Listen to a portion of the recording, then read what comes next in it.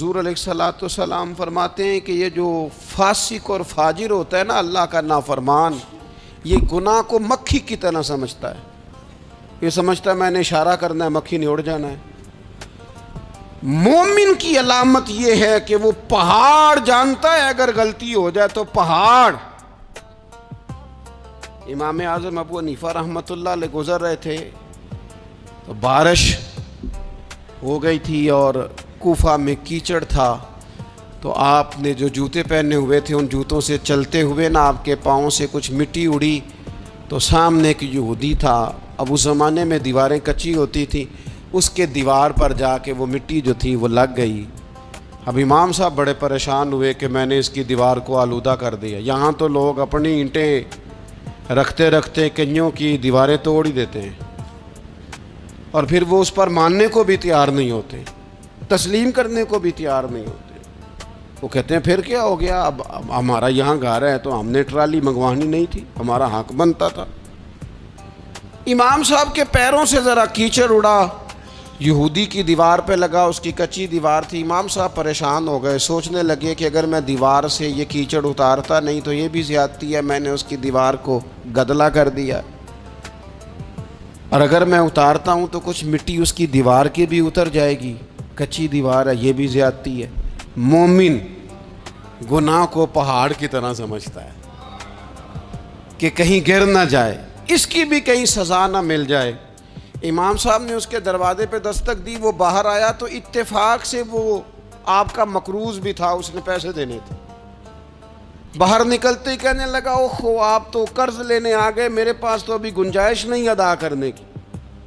تو امام صاحب کہنے لگے تو قرض چھوڑ، وہ میں نے معاف کیا، میرے سے غلطی ہو گئی ہے. میں آ رہا تھا، لکڑی کے جوتے اس زمانے میں کھڑاؤں لوگوں نے پہنے ہوتے تھے، کہا وہ میرے پیروں سے ذرا کیچڑ اڑا ہے، تیری دیوار پہ لگ گیا ہے.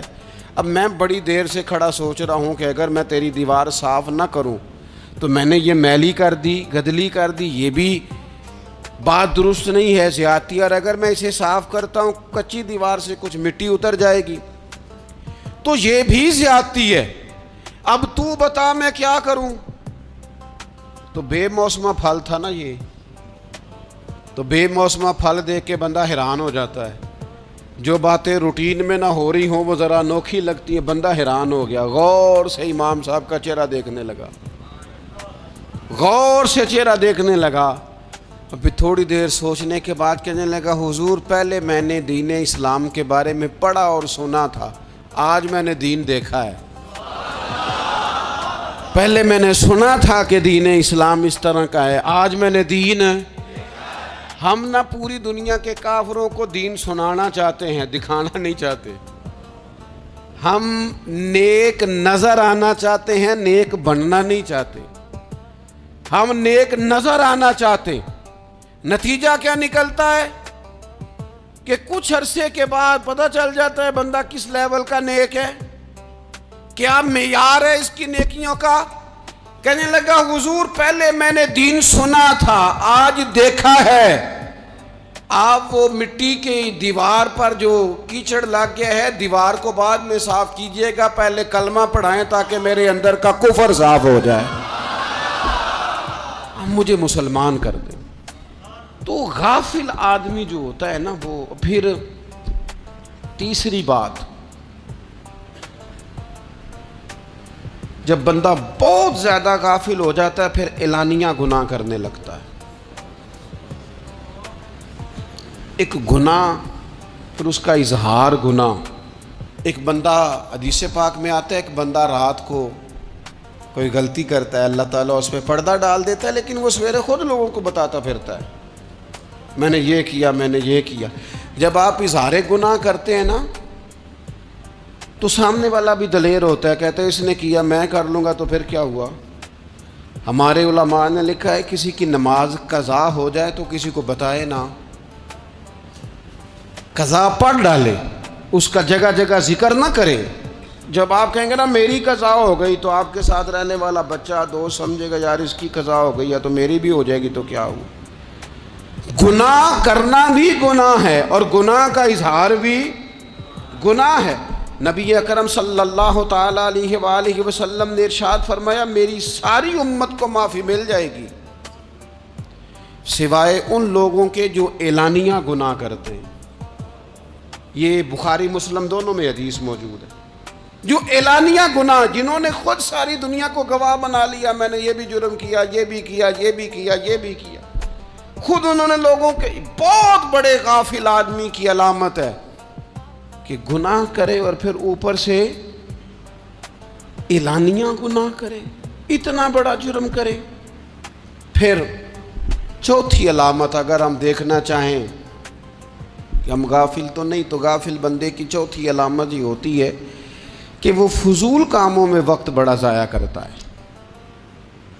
فضولیات میں ادھر بیٹھے ہیں، ادھر بیٹھے ہیں، یہاں گپ شپ ہو رہی ہے، وہاں موبائل دیکھا جا رہا ہے، پھر کچھ ٹائم ملا ہے تو پھر کہیں دور دراز کسی ہوٹل پہ کھانا کھانے چلے گئے، پھر کچھ ٹائم ملا تو چلو نکلتے ہیں ذرا کوئی ہفتہ سیر کر آتے ہیں، یہاں گپ شپ ہے، فلاں کو ڈسکس کر لیتے ہیں، فلاں کے بارے میں بات کر لیتے ہیں، سیاسی تبصرے کر لیتے ہیں، یہ تھوڑی گفتگو ہو جاتی، چلے محلے داروں پہ تبصرہ شروع کرتے ہیں، کون روٹی زیادہ کھا رہا ہے اور کس کے پاس پیسے زیادہ آ گئے، چلو جا کے پتہ کرتے ہیں۔ حالانکہ یہ پتہ نہیں کرنا چاہیے تھا، پتہ تو اس کا کرنا چاہیے تھا جو بیچارہ کل سے بھوکا ہے، خبر تو اس کی رکھنی چاہیے تھی جس بیچارے کے گھر میں بچوں کے لیے پہننے کو کپڑے موجود نہیں ہیں، اس پر تبصرہ یہ کرتے ہیں کہ یہ محنت کیوں نہیں کرتے، اور اگر کسی پر اللہ عطا کر دے پھر حساب ضرور لگاتے ہیں کہ ذرا معلومات کرو یہ اتنی جلدی آگے کیسے نکل گئے۔ غافل بندے کی علامت ہے وقت کا ضائع کرنا اور فضول کاموں میں ضائع کرنا اور بلا وجہ ضائع اور ایسے سوالات کرنا جن کی ضرورت نہیں۔ ہمارے ایک دوست ہیں وہ اکثر کہا کرتے ہیں، وہ کہتے ہیں آج کل کسی سے کہنا فلائی کام میں، دینی کام میں، کسی کی مدد میں کچھ 4 پیسے خرچ کرنے ہیں تو لوگ کہتے ہیں ہاتھ تانگ ہے۔ ہاں کوئی سستا پلاٹ ملتا ہو نا، اور اگر یہ سمجھ آ جائے کہ وہ مجبور ہے بیچارہ بیچنے والا، تو پھر کہتے ہیں میں 2-3 دوستوں کو پھاڑ لے سن۔ ذاتی کاموں میں جب بندہ چست ہو اور دینی کاموں میں سست ہو تو مطلب یہ ہے کہ بندہ غافل ہے۔ پہلی علامت غفلت کی، اور غفلت کی دوسری نشانی یہ ہے کہ انسان گناہ کے کاموں کو معمولی سمجھنے لگ جاتا ہے۔ یہ غافل بندے کی نشانی ہے، گناہ کو معمولی سمجھتا ہے، چھوٹا سمجھتا ہے۔ آج کل لوگ کہتے نہیں میں کو اکیلا کر رہا ہوں، ساری دنیا ہی کرتی ہے۔ اور جناب کیا ہو گیا، اگر یہ غلطی ہو گئی تو بندے سے ہو ہی جاتا ہے۔ گناہ کو معمولی سمجھنا، چھوٹا سمجھنا اور کہنا پھر کیا ہو گیا ہے، انسان سے غلطی ہو جاتی ہے۔ آپ دیکھ لیں کہ سینکڑوں بیسیوں گناہوں کا بوجھ ہمارے سروں پہ ہوتا ہے، لیکن کوئی ہمارا دبدبہ ہے، کوئی ہماری گفتگو ہے، کوئی ہمارے جملوں میں خود پسندی ہے، کوئی ریاکاری ہے، کوئی تصنع ہے۔ یہ غافل بندے کی علامت ہے۔ نبی اکرم صلی اللہ تعالیٰ علیہ وآلہ وسلم نے فرمایا مومن اپنے گناہوں کو پہاڑ کی طرح سمجھتا ہے۔ یہ بخاری میں حدیث ہے۔ مومن پہاڑ کی طرح جانتا ہے اور وہ ڈرتا ہے کہ کہیں وہ پہاڑ اس کے اوپر گر نہ جائے، یعنی کہیں مجھے میرے گناہ کی سزا نہ مل جائے۔ چھوٹے گناہ کو بھی پہاڑ جانتے، یار مجھ سے غلطی ہو گئی، مجھے ٹھیک کر لینی چاہیے، مجھے معافی لے لینی چاہیے، مجھے توبہ کر لینی چاہیے۔ مومن اپنے اوپر گناہ کو پہاڑ کی جانب سمجھتا ہے اور ان کی جڑیں کبھی خشک نہیں ہوا کرتی۔ ہماری جو غفلتیں ہیں یہ بڑی ضرر کا باعث ہیں، نقصان کا باعث، اور مجبوری معاف ہوتی ہے، غفلت معاف نہیں ہوتی۔ اسکول میں پڑھتے تھے، مدرسے میں پڑھتے تھے، تو ایک مجبوری ہو گئی جی، خدا نخواستہ گھر میں کوئی پریشانی ہو گئی تو اساتذہ اس پر سزا نہیں دیتے۔ کوئی خوشی کا موقع ہے گھر میں، فیملی میں کسی کی شادی ہے، اساتذہ اس پر سزا نہیں دیتے۔ لیکن اگر کبھی پتہ چلتا تھا نا کہ یہ گھر سے تو آیا تھا لیکن مدرسے نہیں آیا، یہ اسکول نہیں آیا، رستے میں غافل ہو گیا، تو یہ بات خوفناک تھی۔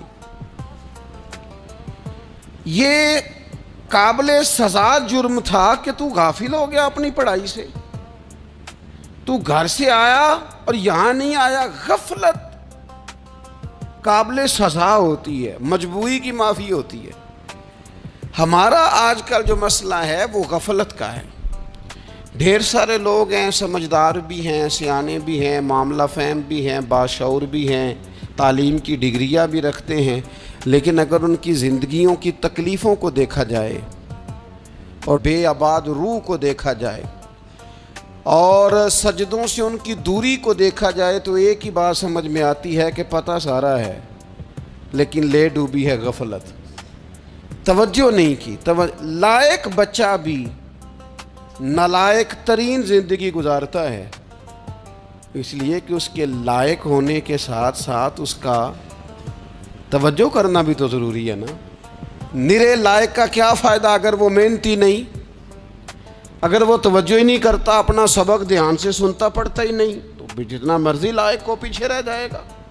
اور کئی نالائق ہوتے ہیں، رٹا لگا کے پاس ہوتے ہیں، پر چلو رٹا تو لگاتے ہیں نا، محنت تو کرتے ہیں نا، جد و جہد تو کرتے ہیں۔ کئی نالائق جد و جہد کے باعث آگے گزر جاتے ہیں، اور کوئی اسی چکر میں رہ جاتے ہیں، میں بڑا لائق ہوں، کل پڑھ لوں گا، پرسوں پڑھ لوں گا، ہفتہ تیاری کر کے پاس ہو جاؤں گا۔ اپنی زندگی سے غفلت کا پردہ اٹھائیں، اور غفلت اس کے لیے فیصلہ کرنے کی ضرورت ہوتی ہے، پلاننگ کرنے کی نہیں، فیصلہ کرنے کی ضرورت ہوتی ہے کہ میں نے اب غفلت کرنی۔ ہم نہ جب بھی کوئی پروگرام بناتے ہیں تو منصوبہ بندی شروع کر دیں، منصوبہ بندی نہ کریں، فیصلہ کریں، کہیں کہ میں نے غافل نہیں ہونا۔ غفلت غرق دنیا کا نام ہے، اپنے آپ کو غفلت سے بچائیں۔ آپ دیکھیں حضرت کعب بن مالک رضی اللہ تعالیٰ عنہ فرماتے ہیں، بخاری میں موجود ہے، فرماتے ہیں کہ جنگ میں میں پیچھے رہ گیا تھا،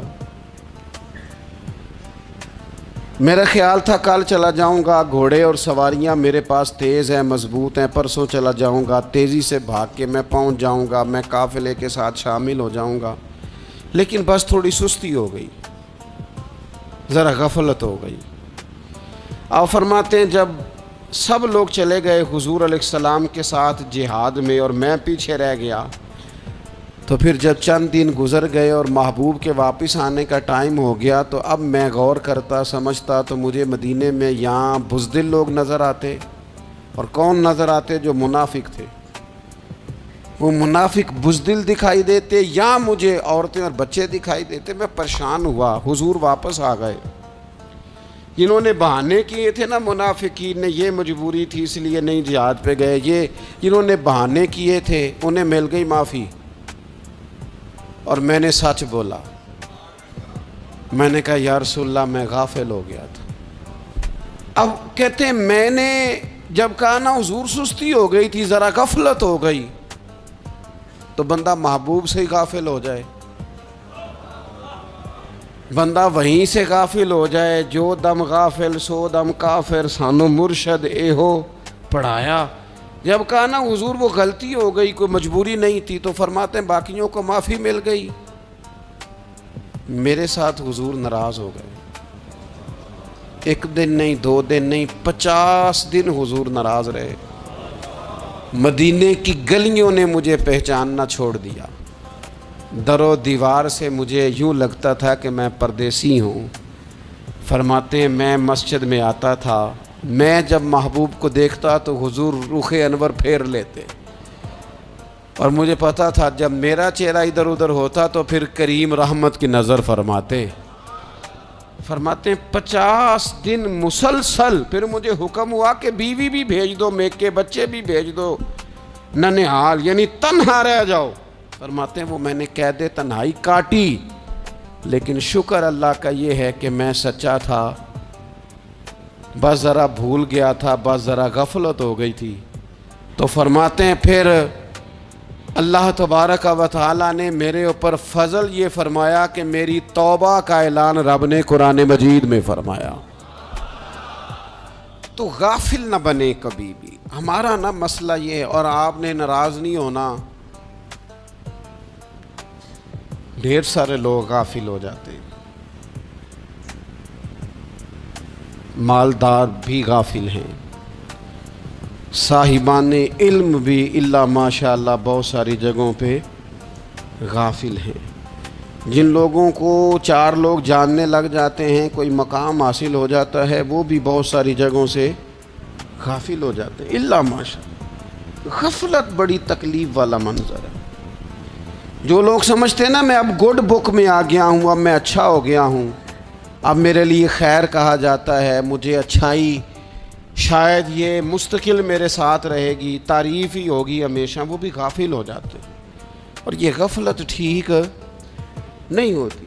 وجہ دیکھنی چاہیے کس وجہ سے انسان کو وقار مل رہا, عزت مل رہی. اپنی زندگی سے غفلت کو اتار پھینکیں.